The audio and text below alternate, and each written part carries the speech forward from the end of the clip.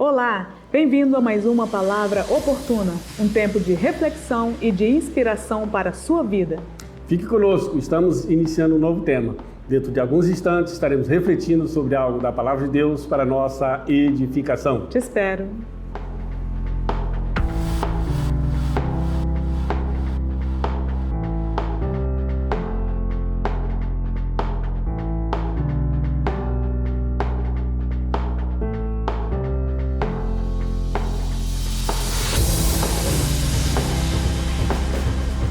Voltamos, graça e paz. Graça e paz. Hoje o nosso tema é um tema muito lindo, né?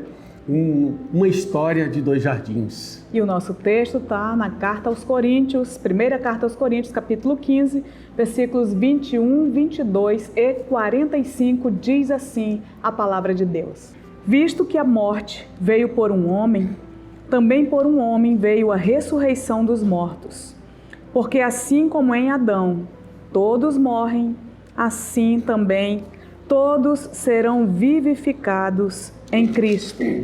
Versículo 45 diz: Pois assim está escrito, o primeiro homem, Adão, se tornou um ser vivente, mas o último Adão é espírito vivificante. Amém.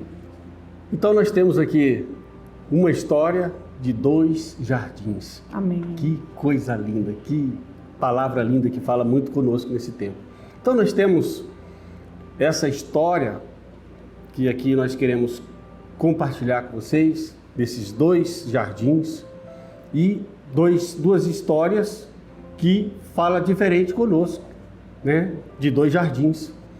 Então, desde os tempos imemoriais, os jardins têm sido símbolos profundos, né, da experiência humana. Isso é algo muito lindo, capturando então tanto aí a essência da vida em sua plenitude, como a sombra da morte que acompanha, né, todas essas histórias, a história dos dois jardins. Pastor, é até interessante ressaltar a você, a mentalidade de jardim do Brasil é uma coisa, né? Mas nós estamos falando assim de algo muito profundo, os jardins que tinham tudo que é necessário para a vida. Verdade. Né? Um jardim que tem mananciais, que tem árvores frutíferas, que tem árvores que curam, remédios, né? Tem unção, tem presença, tem palavra, tem vida abundante, né? Um jardim onde se passaram circunstâncias que definiram quem somos hoje e o que foi conquistado para nós, né? Através do nosso Deus, Jesus Cristo. Exatamente. Então, o primeiro jardim, aqui fazendo um pano de fundo rapidamente para você, o primeiro jardim, ele é conhecido como o Jardim do Éden. Um jardim que toda a humanidade conhece e sabe, quase toda a humanidade sabe o que aconteceu nesse jardim. É um lugar mítico que permeia ali as crenças, tradições, né, antigas. Foi ali onde a própria vida teve início. A própria vida teve início, né? Em toda a sua criação floresceu, amados, de uma forma muito linda, em harmonia, pastora. O nome já diz, né? Lugar de delícia, prazeres, né? Lugar de vida. É verdade. Então foi ali que iniciou tudo e todas as coisas. Contudo, o jardim do Éden pode ser chamado Jardim da Vida, pela abundância, como a pastora já colocou, abundância de vida. Mas também pode ser chamado de Jardim da Morte. Sim. Exatamente porque foi lá que a humanidade tomou consciência de sua mortalidade e fragilidade. Naquele local foi onde a humanidade então iniciou ali um processo de condenação, um processo de pecado. Foi onde iniciou, né? Exatamente, culpa. Foi onde se iniciou ali tudo que talvez a humanidade vinha sofrendo hoje, no Jardim do Éden. Então ele pode ser conhecido como o Jardim da Vida, pela abundância da vida, aonde o Senhor trouxe Adão e Eva e colocou naquele lugar, um lugar abundante de vida, um lugar onde também Adão e Eva pôde fazer suas escolhas. Sim. Né? O segundo jardim é o jardim da nossa jornada, o jardim do Getsêmani. Meu Deus, né? Carregado de emoções e simbolismo. Neste local de profunda tristeza. Uma vida sem pecado, personificada em uma pessoa, um ser incomparável, Jesus Cristo. Eita Deus, carregou a dor do pecado de todo mundo inteiro. Do mundo inteiro, sabe, amados? Isso aconteceu no jardim de Getsemane. Então, essa história é muito forte para conosco, em toda a história da humanidade. Então, uma morte ali de um inocente transcendeu a compreensão humana naquele local. Vai além da nossa compreensão. Vai além da nossa compreensão. O que Deus fez com seu próprio Filho para nos levar de volta até a Ele. Abrindo um caminho de redenção e uma viva esperança para toda a humanidade. Exatamente. Então esse jardim, ele pode ser conhecido como jardim de tristeza, jardim de morte e vida. Aleluia. Porque foi ali, né, na agonia da humanidade de Jesus Cristo, foi compartilhada e aceita por próprio Deus.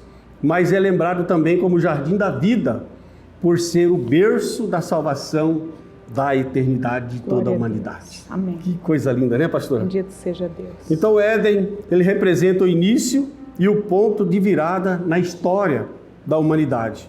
Mas nas suas narrativas ecoa até os dias atuais, amados, oferecendo-nos grandes lições e reflexões sobre a vida, pecado, a morte e, acima de tudo, a esperança em meio às adversidades. Que coisa linda! E nós temos então aí o primeiro tópico, pastora, para a gente poder conversar um pouquinho sobre o jardim da morte, que significa Éden. Então dois jardins com dois resultados diferentes, né? Morte ou vida. Então, o jardim da morte é o Éden, porque foi o que resultou dali, né? Nós percebemos então, o nome Éden significa deleite, felicidade, prazer, paraíso, e esse é um nome assim predileto, né? Quando a gente fala paraíso, chegou, olho brilha, pastor. Porque a gente imagina assim um local indizível, que para onde você vir é uma novidade mais linda que a outra, né? Então, Éden é um lugar assim de tristeza e morte, conforme está registrado ali em Gênesis 3, 16 e 17, descreve as consequências do pecado para o homem e para a mulher. Então ali houve uma consequência muito difícil, muito dura, né? Para os nossos pais, que se nós formos aqui voltando, meu pai, meu avô e tudo, a gente chega até Adão e Eva, né?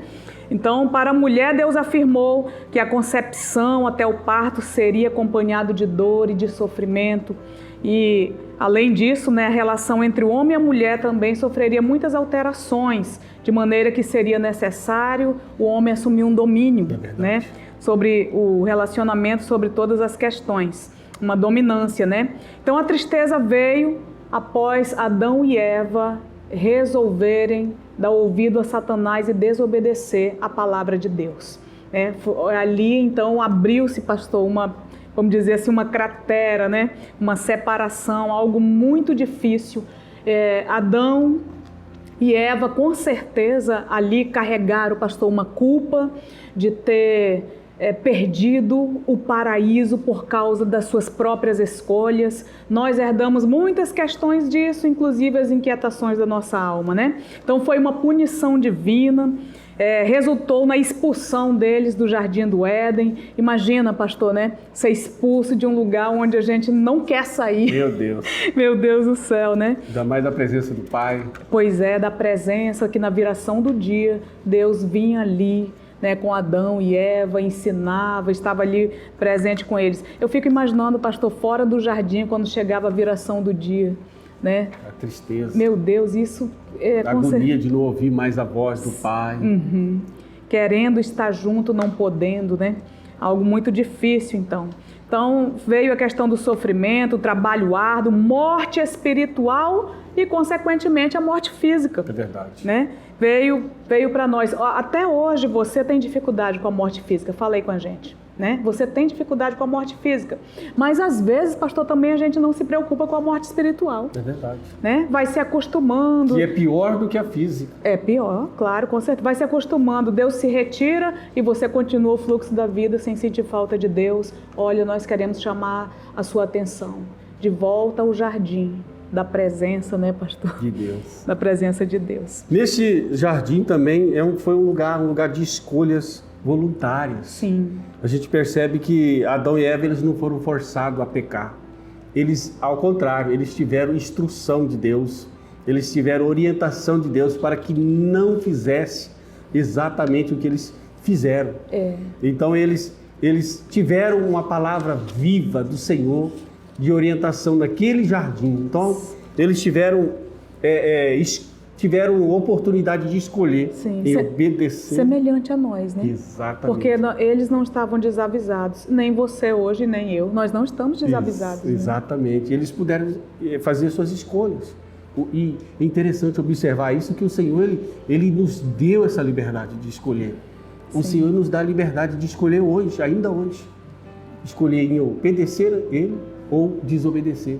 Em ser dependente de Deus ou ser independente de Deus. Então o Senhor, desde o jardim até hoje, Ele nos dá oportunidade de fazer escolhas certas. E Ele nos dotou com a capacidade de discernir. Exatamente. Você e eu temos a capacidade dada por Deus, além do Espírito Santo, que age com uma graça preveniente antes, né, da gente entrar de fato, né, na questão do reino.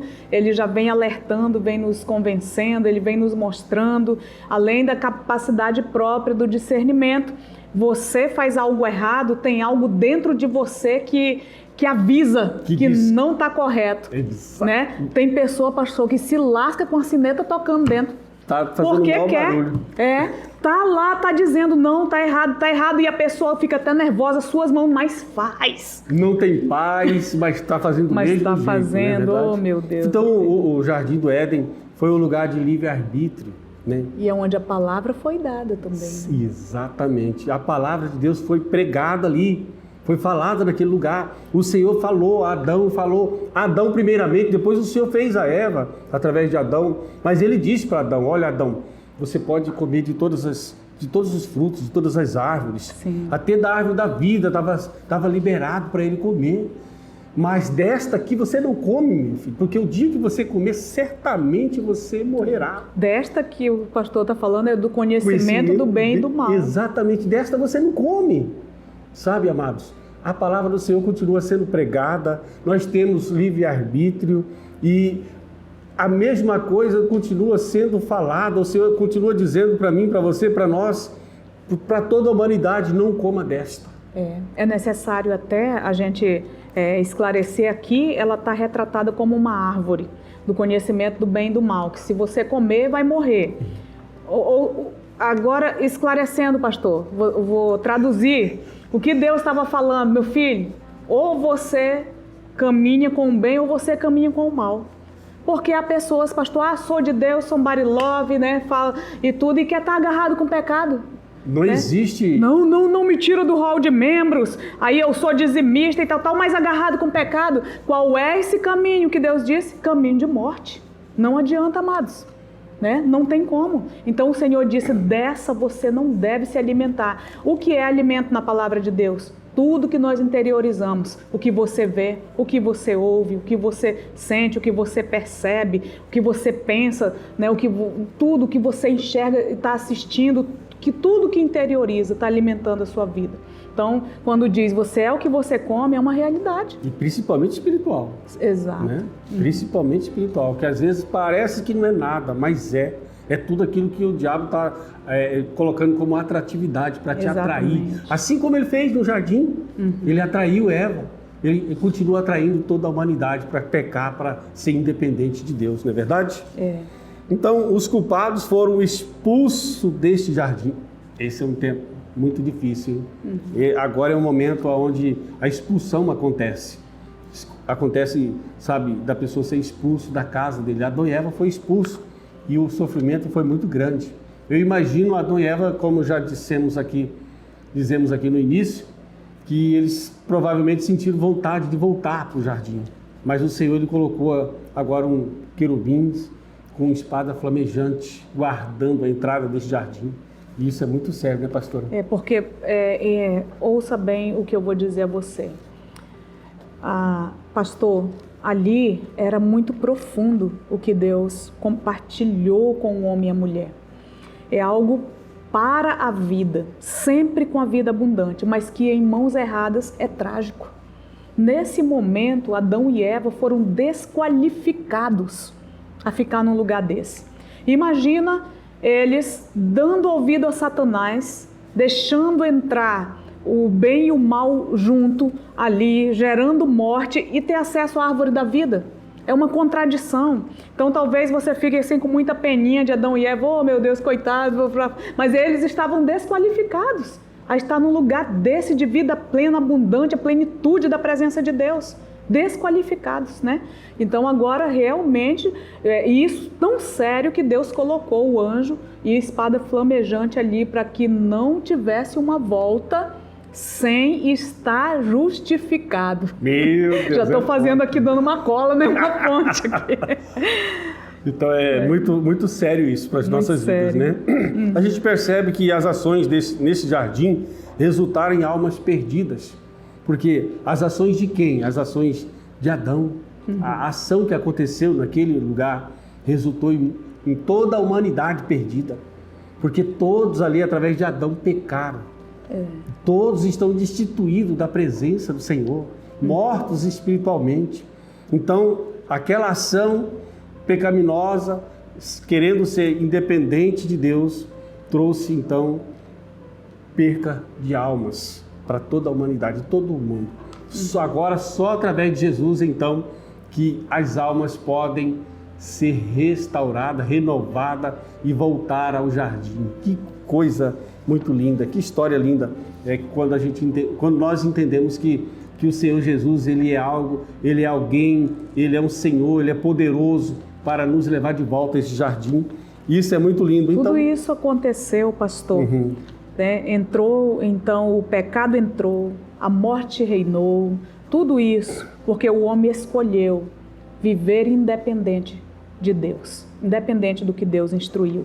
Agora, somente através de Jesus Cristo, só volta para esse jardim purificado, né? Como que é isso? Então, nós tivemos aí um outro jardim que deu assim definiu algo muito lindo e muito forte para as nossas vidas, e é ele, o Getsêmani. Getsêmani. Fala aí, pastor. Getsêmani significa prensa de azeite, né, ou prensa de óleo. Esse jardim é um lugar de tristeza, morte e vida. Olha, pode espremer que sai unção, né? Pode espremer que sai unção desse lugar. Então, olha só, Marcos capítulo 14, versículo 34 diz assim, é relatado que Jesus disse aos seus discípulos: a minha alma está profundamente triste, numa tristeza mortal. Ficai aqui e vigiai. Jesus estava sofrendo nesse jardim, sofrendo, sendo esmagado, espremido, para nos trazer de volta a esse jardim. Agora, nesse jardim do Getsêmani, as ações desse jardim nos levam de volta ao Senhor. Meu Deus, as ações nesse jardim, outrora, a ação que aconteceu no jardim do Éden trouxe morte, trouxe tristeza, trouxe separação de Deus. Agora, a ação nesse jardim, tudo que aconteceu nesse jardim de Getsêmani agora nos leva de volta ao Senhor através de um gemido inocente. Amém. Através da vida de Cristo. Então, amados, ele passou por um momento de profunda agonia, né? Mas também profunda oração, antes de se entregar à vontade do Pai. Jesus não escondeu, pastor. Ele disse mesmo, olha, amados, vigiem comigo, minha alma está profundamente triste até a morte, né? Mas olha só, mas ele falou, Pai, não é a minha vontade, a tua. Jesus, ele entrou num conflito muito forte, porque uma coisa é a gente ir para um lugar sem saber direito o que vai acontecer, mas o Senhor Jesus sabia, né? Então ele realmente ficou assim, mas ele estava ali para cumprir o propósito do Pai, para cumprir a sua vinda, para que ele veio. Tanto é que, não, Senhor, não deixe isso acontecer, foi para isso que eu vim, ele diz, né? Então, algo muito forte mesmo. Então, essas passagens mostram que a humanidade de Jesus, ela mostrou, de fato, a humanidade, que ele tinha se esvaziado de ser Deus, né? Mostrou a sua capacidade de sentir emoções e sensações profundas. Por isso ele sabe o que você sente, ele sabe a sua dor, ele sabe a sua angústia, né? E aí também revela o sacrifício e o amor que ele demonstrou ao escolher enfrentar esse sofrimento e a morte para redimir a humanidade do seu pecado. Redimir a mim e a você e nos capacitar a vir de volta ao jardim. Então, Getsemane também foi um lugar de escolhas voluntárias. Jesus escolheu estar ali naquele lugar. Ele não foi obrigado. Cristo não foi forçado a morrer. Ele se entregou. Aleluia. Ele se entregou para nos dar vida. Ele diz assim, por isso o Pai me ama, porque eu dou a minha vida para recebê-la outra vez. Glória a Deus. Ninguém tira a minha vida, pelo contrário, eu espontaneamente a dou. Tenho autoridade para entregá-la, também para revê-la. Este mandato recebi do meu Pai. Jesus estava entregando a sua vida neste jardim. Com essa ação do Senhor Jesus, Ele nos proporciona ir de volta ao jardim. Outrora o jardim do Éden, onde houve a morte. Agora, nesse jardim de Getsemane, nós recebemos a vida de volta através de Cristo Jesus. E aí a gente percebe uma coisa, né? Lá no Éden, Adão culpado, ele foi tirado do jardim. Getsemane, Jesus Cristo inocente, foi tirado do jardim. Todos dois, né? Com uma questão, Jesus, não é a minha vontade, mas eu estou aqui para fazer a vontade do Pai, né? Então foram os dois tirados do jardim. A diferença é que um culpado e o outro inocente, né? Foram tirados. Então as ações desse jardim resultaram em milhares, multidões de milhares de vidas, vidas salvas para a glória de Deus. E continua até hoje. Continua até hoje, bendito seja Deus, né? Embora fosse ali foi um lugar de tristeza, a vida espiritual eterna resultou das ações realizadas neste lugar para a glória de Deus. Meu Deus. Aquele que estava nesse jardim é o doador da vida. Nunca mais morrerá. Ele venceu a morte. Tragada foi a morte pela vitória. Bendito seja Deus por isso, né? Mortos anteriormente no pecado, Jesus nos torna vivos com Ele para a glória do seu nome. Meu Deus, Cristo é o sacrifício vivo, perfeito pelos nossos pecados. Amém. E através desse sacrifício da cruz, da obra da cruz, nós somos salvos e nós vamos ressuscitar no último dia. Que coisa linda. Bendito seja Deus. Glória a Deus. Então, no jardim de Getsemane, um lugar de azeite, Jesus foi pressionado pela tristeza e sua morte pelos pecados do mundo. Agora a vida eterna seria dada gratuitamente a toda a humanidade. Através dessas ações, a vida eterna é dada, foi doada a toda a humanidade, todos aqueles que creem no Senhor Jesus, glória a Deus. Todos aqueles que recebem Ele, recebem a vida eterna. Glória Meu a Deus. Então você e eu, nós precisamos receber o poder, o direito de entrar de volta no paraíso. Meu Deus, entrar no paraíso. Você lembra do ladrão da cruz, pastor? Lembro. Eu achei interessante, teve uma moça que relatou, eu fui num presídio, tal, e eu conversei com um rapaz e ele tinha sido preso por causa de roubo, né? Então eu estava diante de um ladrão e ele me contou uma história e eu falei para ele, ela disse que falou para ele, você sabia que a primeira pessoa que Jesus salvou na cruz foi um ladrão? Ela disse, nossa, o olho dele brilhou nessa hora. Ela falou, pois é, ele ama você também. E ele hoje salva você. Que coisa mais linda, né? Então, olha bem, né? O direito, o poder para poder entrar no paraíso de Deus. Creia, arrependa-se genuinamente, abandone o pecado, seja batizado. O Senhor tem uma aliança com você, Ele fez na cruz, também faça uma aliança com o Senhor. Né? Lucas 23:43 vai dizer, em verdade lhe digo, que hoje você estará comigo no paraíso. Então, se você recebe, hoje, né? Hoje a sua história muda para a glória de Deus e você está apto e apto para o paraíso do Senhor. Diante desse versículo, a gente percebe o quê? Um pouquinho mais adiante, a gente percebe, Jesus disse o que para esse ladrão? Ninguém havia dito, depois do Jardim do Éden, que estaria no paraíso de volta.